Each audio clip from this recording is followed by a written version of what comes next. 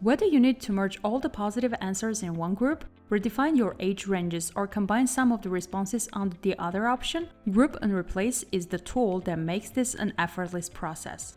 Let's see this feature in action. Select the chart and go to the chart maker.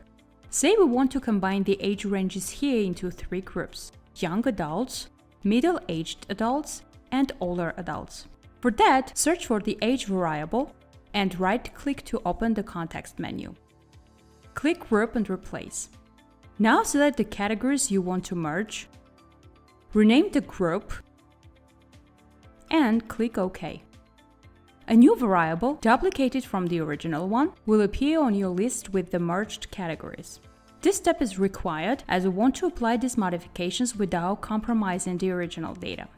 To match the label of this remaining category to others, open the context menu on this variable again and click Aliases.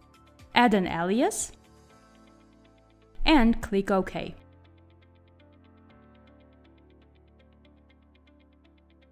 Change the calculation type to display column percentages and apply these changes to the chart. If you have any questions about Group and Replace or anything else in Chartrics, let us know at support@chartrics.com. We'll see you next time.